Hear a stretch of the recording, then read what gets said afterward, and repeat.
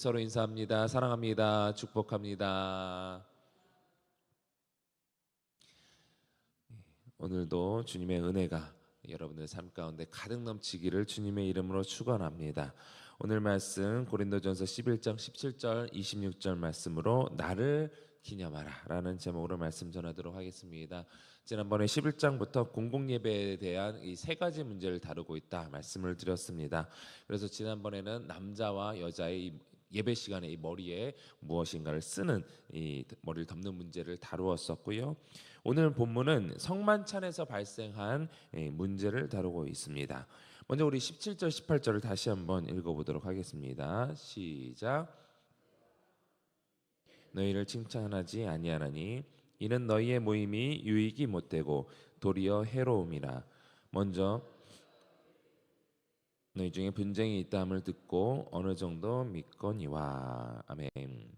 바울은 이 고린도 교회 성도들이 갖는 이 모임을 통하여서 이 분쟁이 있다라는 얘기를 들었습니다. 그것으로 인해서 너희들이 모이는 그 모임이 유익하지 못하고 오히려 해롭다라고 말하고 있는 것이죠. 모임을 갖지만 그 모임을 통해서 분쟁을 갖는 이유 중에 하나로서 20절 이후의 말씀을 보면은 성만찬을 행할 때에 이들이 어떤 잘못을 행하고 있는 것을 볼 수가 있습니다. 먼저 28절에 말하는 이 분쟁, 이 분열이라는 단어, 헬라어 스키스마타라는 단어는 1장 10절에 나오는 그들이 이제 당파를 짓고 또 분열을 짓는 그 당시에 나오는 이 분열이라는 단어와 동일한데 1장에서는 이 정치적 당파로 인해서 분쟁이 일어났었다라고 한다면 11장에서는 부자와 가난한 자들 사이에 간격과 차별 문제로 인한 이 분쟁이 일어나고 있습니다. 어찌됐든 간에 둘 다 이 그리스도의 한 몸을 가르는 이 문제를 일으키는 것이죠. 교회에서는 절대로 일어나서는 안 되는 문제입니다. 그래서 이제 바울은 이렇게 말하고 있는데 19절 말씀을 읽어봅니다. 시작. 너희 중에 파당이 있어야 너희 중에 옳다 인정함을 받은 자들이 나타나게 되리라. 먼저 18절에 분쟁이라는 헬라어 단어 스키스마타랑 또 19절에서 말하고 있는 이 헬라어 단어 이 파당에 해당하는 이 헬라 단어는 거의 동일한 동의어로서 이제 사용되었다라고 합니다. 그래서 이 두 단어는 특히 이제 19장에 해당하는 이 파당에 해당하는 하이레세이스라는 이 헬라어 단어는 이 이후에 이 고대 교회에서 이단 신학을 지칭하는 이 전문어가 된다라고 하는데요. 그만큼 이 분쟁을 통하여서 이 옳고 그름 서로 간의 옳고 그름을 판단하면서 잘못된 쪽으로 분쟁을 일으키고 문제를 일으키는 쪽들이 거의 주의 예수 그리스도의 그 본질을 해친 채 결국 이단 시작은 같지만 결국 끝이 다른 이단의 모습으로 변질되어 간다라는 것을 우리는 이제 추측을 할 수가 있습니다. 이 바울은 교회 안에서 어떻게든 이렇게 편가르는 일이 있어서는 안 된다, 일어나지 않기를 바라는 마음으로 하면서 어쩔 수 없이 이런 일이 일어나야 한다라고 한다면 이로 인해서 차라리 거짓된 자들, 옳은 자들이 구분이 되어서 옳다고 인정받는 자들이 분명히 드러났으면 좋겠다라는 마음으로 이 19절 말씀을 말하고 있는 것입니다. 한때 이슈가 되었고 오늘날에도 여전히 알게 모르게 이런 일을 하고 있는지 모르겠지만 한때 신천지가 이런 이슈로 많이 언급이 되지 않았습니까? 이와 같은 신천지와 같은 이단이 숨어서 분열을 일으키고 교회를 쪼개고 결국에 기존의 성도들 또는 이제 목회자들을 몰아내면서 쫓아내면서 자신의 무리들을 자신의 이단의 신학을 가진 자들이 그 교회를 또 세워가는 잘못된 일들이 한때 이슈가 되지 않았었습니까? 오늘날에도 숨어서 이렇게 분열을 일으키고 조장하는 자들이 알게 모르게 있을 수 있습니다. 우리는 이렇게 교회를 하나 되게 하지 못하고 어떻게든 이 분열을 일으키는 자들을 우리는 조심할 필요가 있고요. 또 내가 정말 이단은 아니지만 신천지는 아니지만 나도 모르게 그런 일에 그런 일을 조장시킬 수가 있습니다. 나는 나름대로 교회를 위해서 일한다라고 하지만, 교회를 생각해서 말했다라고 하지만, 그것이 오히려 분쟁의 이 시발점이 되어서 문제를 일으킬 수도 있는 것이에요. 그래서 우리가 어떤 말을 하든 어떤 행동을 하든 간에 정말 우리는 조심하고, 또 정말 이것이 교회를 위한 것인가, 정말 우리를 하나가 되게 하는 것인가, 혹여나 우리가 실수로 그런 말을 했다 할지라도 그로 인해서 서로가 갈라지는 듯한 또 그런 상황을 우리가 보게 된다라고 한다면, 우리는 어떻게든 하나가 되는데 힘을 써야 합니다. 내 실수로 그렇게 됐다 그러면 우리는 그 주어 뱉은 말을 다시 주어 담을 수는 없지만, 그로 인해서 상처를 받은 사람이 있다라고 한다면, 그로 인해서 떨어져 나간 사람이 있다고 한다면, 우리는 정말 책임감을 가지고 돌아오게 하든지, 정말 회개하는 마음으로 하나님께 나아가든지, 그런 마음으로 우리가 우리 교회를 하나 되게 하는데 힘을 써야 할 줄 믿습니다. 그만큼 교회가 하나가 되게 하는 것, 예수 그리스도 안에서 하나가 되는 것은 너무나 중요합니다. 그래서 20절 이후에는 그런 의미를 담고 있는 이 성만찬에 대해서 언급을 하고 있는데, 이 먼저 본문을 이해하기에 앞서서 당시에 이 교회에서 행하던 성찬이 어떻게 이루어졌는지를 이해할 필요가 있습니다. 당시 교회 이제 성도들은 모일 때마다 애찬, 곧 이 교제의 식사가 이 성찬 예식에 앞서서 이루어졌습니다.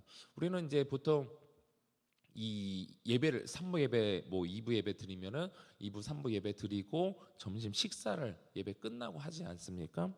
그런데 이제 이 과거에는 먼저 이제 특히 이제 저녁 식사를 하고 그 다음에 예배를 드리고 이랬던 것을 이렇게 보게 되는데, 이 고린도 교회의 경우는 이제 상대적으로 부유하고 높은 지위에 있는 성도의 집에서 이들이 이제 모임을 가졌던 것으로 보이게 됩니다. 아무래도 넓은 공간을 마련해야 되기 때문에 부유한 사람들의 집에서 모이게 되지 않았겠습니까? 또 그것을 기초로 교회가 또 세워지게 되었는데, 그런 그 부유한 사람들이 장소를 제공하고, 또한 부유한 성도들이 이 먹을 것을 가져오는 경우가 많았습니다. 성찬과 애찬에 사용하는 음식과 음료를 보통 준비했었던 것이죠.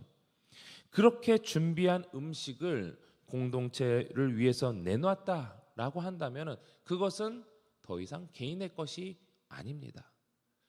공동체를 위해서 이 장소를 제공했다라고 한다면 그것은 더 이상 개인의 것이 아니에요. 그 순간만큼은, 그 시간만큼은 개인의 것이 아니에요. 우리가 교회에 헌금을 하고 또 헌물을 한다라는 것은 하나님께 드렸다라는 것이죠. 드렸다라는 것은 더 이상 내 것이 아니라 주님의 것이고, 또 내가 드렸다라는 것은 내 삶에 또 내가 가지고 있는 소유하고 있는 것들이 내 것이 아니었고 하나님의 것이었는데, 청지기로서 내가 부름을 받았고, 그렇기 때문에 그것을 인정하는 차원에서 우리가 또 헌물을 하고 헌금을 하는 것이죠. 그래서 하나님께 드리는 순간 헌신자는 더 이상 그것을 내 것이라고 주장할 수 없고, 또 자기 마음대로 할 수 없는 것입니다. 자기 것이라고 주장하려고 하려면 차라리 아예 내놓지를 말아야 하는 것이죠. 그런데 본문을 보면 부유한 성도들은 자기가 헌신했던, 또 내놓았던, 드렸던 그 음식들이 여전히 내가 가져왔어, 내가 드린 거야 에서 드린 거는 아니고 그냥 내 거가 더 강조가 되었던 것 같아요. 그래서 그렇게 여기면서 성찬이 진행되거나 또 그 전에 그것을 먼저 내 것이니까 내가 마음대로 한다는데 뭐가 문제야 하면서 자기 것을 먹었던 것 같아요. 그런 차원에서 우리가 20절, 21절을 한번 읽어보도록 하겠습니다. 시작. 그런즉 너희가 함께 모여서 주의 만찬을 먹을 수 없으니 이는 먹을 때에 각각 자기의 만찬을 먼저 갖다 먹음으로 어떤 사람은 시장하고 어떤 사람은 취함이라. 자기가 가져왔기 때문에 자기의 권리를 주장하면서 자기 마음대로 먹었다라는 것입니다. 그러니 일과를 끝내고 늦게 도착할 수밖에 없는, 가난하여서 또 음식을 가져올 수 없었던 노예나 노동자 출신의 형제들이 뒤늦게 교회에 왔을 때에 그들은 제대로 먹을 수 없었던 것입니다. 그것을 가져왔던 부유한 자들은 내 것이기 때문에 내가 마음대로 먹고 오히려 과하게 이 포도주를 많이 먹고 취하는 사람들이 있는 반면에 한쪽에서는 본인이 권리를 주장할 수 없고 먹을 것은 이미 다 그들이 먹었고 한편은 굶주린 그런 양극단의 상황이 벌어지는 것입니다. 있는 자들이, 가진 자들이 같이 있는 다른 성도들을 배려해서 나눠주거나 같이 먹지 않고 자기들의 배만 채웠기 때문에 이로 인한 갈등이 생겼던 것입니다. 교회는 한 몸이라고 했는데 다른 사람의 배고픔을, 약함을, 아픔을 챙기지 않고 돌보지 않고 자기 배만 채우는 것이 무슨 교회냐? 바울은 그런 차원에서 이렇게 얘기를 하고 있는 것입니다. 아무리 많은 헌신을 하고 헌물을 한다고 해도 가까이 있는 성도들을 돌아보지 않는다면 그게 무슨 한 몸이냐? 이런 무질서 속에서 가난한 성도들이 음식을 취하지 못하며 차별을 받으며 서로 간에 분쟁이 생기며 그 연합이 깨어진 것입니다. 이로 인해 바울은 강하게 책망하는데요. 22절 말씀 읽어보겠습니다. 시작. 너희가 하나님의 교회를 업신여기고 빈궁한 자들을 부끄럽게 하느냐?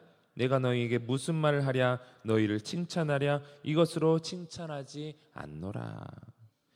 먹고 마시는 일하면 당신들의 배를 채우려면 그거 차라리 집에 가서 해. 집에 가서 먹고 마시고 와서 여기서 기다리면 되잖아. 여기 와서 또 먹은 거 가지고 내 권리를 주장하면서 그렇게 서로 간에 갈등을 주장한다라고 한다면 차라리 가져오지 않는 게 낫다라는 거예요. 이렇게까지 하면서 하나님의 교회를 업신 여긴다, 빈궁한 자들을 부끄럽게 한다, 그것은 칭찬받을 일이 못 된다라는 것입니다. 그러면서 이곳에서 행하는 성만찬의 그 의미를 우리가 교회 안에서 모여서 같이 먹고 마시는 일이 무엇을 의미하는지 그 의미를 다시 한번 되새기는데요. 23절 말씀 읽어봅니다. 시작.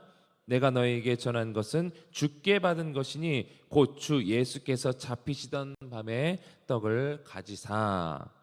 바울은 예수님께서 잡히시던 밤에 십자가에 달리시기 직전에 이 제자들에게 가르쳤던 것, 명하였던 것, 그것이 무엇인가, 그것의 의미가 무엇인가를 다시 한번 전하고자 합니다. 그것이 주님께서 직접 이것을 기억해라, 이렇게 해라 라고 말씀하셨다라는 것인데, 이어서 24절 25절입니다. 시작. 축사하시고 떼어 이르시되 이것은 너희를 위하는 내 몸이니 이것을 행하여 나를 기념하라 하시고, 식후에 또한 그와 같이 잔을 가지시고 이르시되 이 잔은 내 피로 세운 새 언약이니 이것을 행하여 마실 때마다 나를 기념하라 하셨으니. 주께서 잡히시던 밤에 제자들의 배가 고플까 봐 먹이고 마시고 하신 것이 아니라 이것에 분명한 의미가 있다는 것을 강조하고 있습니다. 24절 25절에 떡을 떼시고 포도주를 주시며 반복했던 말씀이 무엇입니까? 나를 기념하라. 예수 그리스도 당신을 기념하라. 성찬은요 떡 한 조각 더 먹겠다고, 포도주 한 잔 더 마시겠다고 그것을 위해서 하는 것이 아니라 예수님을 기념하는 거예요. 어떤 사람 우스갯소리로 그러죠. 이 떡 한 조각 먹고 뭐가 배부르겠냐고. 이 떡이 아니라 또 실제로 뭐 빵인데 뭐 이런 얘기 하는 사람 있지 않습니까? 이 포도 주스가 아니고 포도 주여야 하는데 한 잔 가지고 이게 간에 기별도 안 가, 뭐 이런 사람들이 있지 않습니까?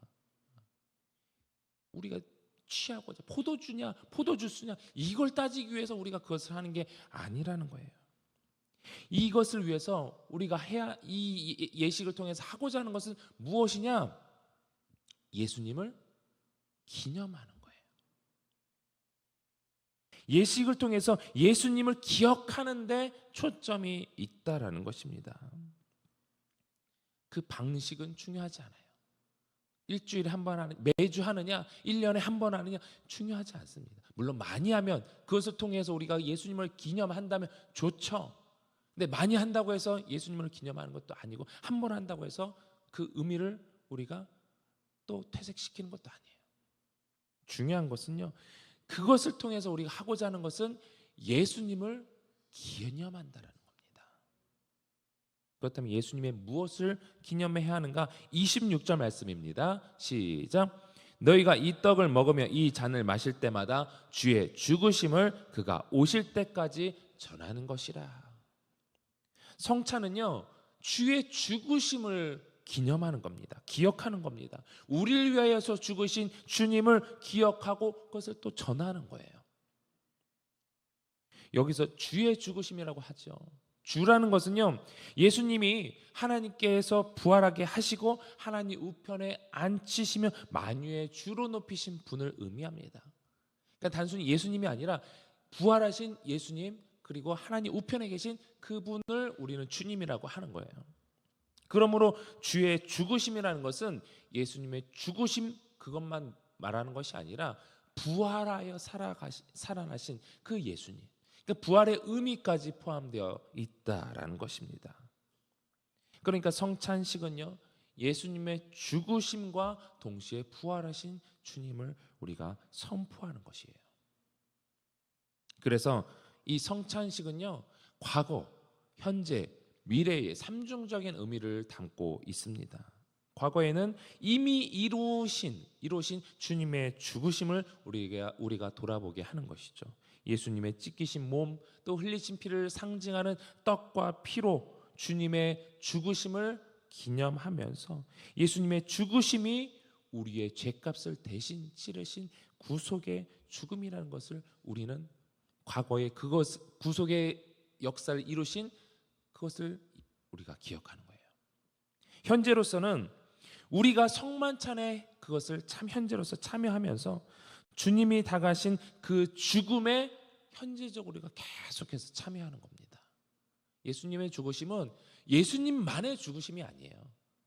우리를 위한 죽으심이고 우리가 그 죽음에 동참할 때 그 구속의 은혜가 우리 가운데 나타나는 것이죠. 그 구속의 은혜를 우리가 직접 누리려면 우리는 바울이 고백했던 것처럼 날마다 죽노라, 날마다 죽노라 고백과 함께 그 예수님의 죽으심을 기억해야 되는 것입니다. 그것을 통해서 우리가 죽었지만 다시 예수님이 부활하신 것처럼 우리가 다시 예수님과 함께 살아나면서 새 백성이 됨으로써 하나님의 자녀된 권세를 누리면서 하나님 나라 잔치에 현재적으로 우리가 참여할 수 있는 겁니다. 동시에 미래적으로 주님의 죽으심에 대한 선포를 주님이 오실 때까지 다시 오실 주님을 우리가 기억하는 것이죠. 언젠가 그때가 당장이 될 수도 있고 내일이 될 수도 있고 언제가 될지 모를 주님이 다시 오심을 소망하면서 미래적으로 그 주님을 기억하는 것입니다. 우리가 이 성찬을 매주 하지는 않지만 이 성찬의 의미를 알고 날마다 주님을 기념하며 기억할 필요가 있습니다. 어찌 보면 우리가 성도 간에 서로 식사를 할 때가 있지 않습니까? 셀 모임에서 또 교회 안에서 같이 식사를 할 때 이 식사가 우리가 하나가 되게 하는 식사이지. 마시는 물, 포도주가 아니어도 좋습니다. 마시는 물, 이것이 우리가 하나가 되게 하신 예수님의 피지. 날마다 사실 우리는 기억할 필요가 있어요. 그것을 기억할 때 예수님의 죽으심과 부활을 기억할 때에 그 모임이, 먹고 마시는 그 모임이 분명한 의미가 있는 것입니다. 그럴 때 우리의 모임을 통해서 우리가 진정으로 하나가 될 수 있는 거예요. 사실 이제 뭐 성찬이 아니더라도 우리가 먹을 때 우리의 마음이 열린다고 하지 않습니까? 서로 갈등이 있었던 사람들, 서로가 또 거리낌이 있었던 사람들, 그럴 때 우리 밥 한번 먹자. 우리가 흔히 사회에서도 그렇게 하지 않습니까? 그렇게 해서라도 세상 사람들은 술을 마시지만 우리는 먹고 마시면서 하나가 되는 거예요. 그것에 초점을 두어야 하는 것입니다. 그러할 때에 머리 대신 예수님께서 피값을 주신 이 교회가 하나가 될 수 있는 겁니다. 하나가 되게 하신 이 교회가 분열이 된다? 우리는 이 성만찬의 의미를 잘못 알고 있는 겁니다. 그것이 제대로 이루어지지 않는 것입니다. 그것이 제대로 이루어지지 않은 상태에서 우리가 매주 성만찬 해봐야 의미가 없다라는 것이죠. 당신은 매주 했어요. 당신은 매주 하는 건 오히려 그 모임에 해가 된다라는 거예요. 너희들의 그 모임은 제대로 된 성만찬을 하지 못한 상태에서 그 모임은 오히려 모이지 않느니만 못하다라는 것이죠. 교회가 예수님의 살과 피를 기념하지 않고 예수님의 죽으심을 기억하지 않고 예수님의 부활의 역사를 누리지 않고 있다라고 한다면 우리는 그 모임에 문제가 생길 수밖에 없음을 인지해야 됩니다. 오늘 여러분들의 모임을 한번 생각해 봤으면 좋겠습니다. 우리들의 모임이 매주 모이든 한 달에 한 번을 모이든 그 모임이 정말 영양가 있는 모임이냐, 정말 주의 교회를 하나가 되게 하는 모임이냐, 우리 공동체를 하나가 되게 하는 모임이냐, 그것이 아니라고 한다면 우리는 먼저 생각해 볼 것이 이 모임을 통해서 우리가 주의 죽으심과 부활을 기념하고 있느냐부터 먼저 체크해야 됩니다. 오늘 말씀을 묵상하면서 우리의 모임을 다시 한번 살펴보시고 우리 교회를 다시 한번 살펴봤으면 좋겠습니다. 그래서 오늘 주께서 사랑하시는 교회가, 우리 서울제일교회가 늘 예수님을 기념하며 하나가 되는데 힘을 쓰며 주의 복음을 널리 전파하며 하나님께서 기뻐하시는 교회가 될 수 있기를 우리가 모두가 함께 힘써서 기도할 수 있기를 소망합니다. 우리 주신 말씀 기억하면서 기도하실 때에 우리의 모임을 살피며 또 서로 하나가 되게 하는 모임을 하고 있는지, 또 내 옆에 있는 자들의 피로를 채우고 있는지, 혹시 나만을 위한 신앙생활을 하고 있는 것은 아닌지 다시 한번 오늘 말씀을 묵상하면서 주의 교회가 하나가 되는데 힘쓰는 우리 모두가 되게 해달라고 기도하시고, 또 우리 서울제일교회가 거룩한 공동체가 되며 또 부흥할 수 있도록, 또 특별히 둔촌동 시대를 앞두고 있는 우리 교회, 또 마지막 시대의 사명을 잘 감당할 수 있게 해달라고, 특별히 3월 30일 임직식이 있습니다. 세워진 일꾼들이 하나님께서 기뻐하신 충성된 일꾼 되게 해달라고, 또 다음 세대 부흥을 위해서 또 각자가 가져온 기도 제목을 놓고 우리 주님 3번 간절히 부르고 동성으로 기도하겠습니다. 주여, 주여.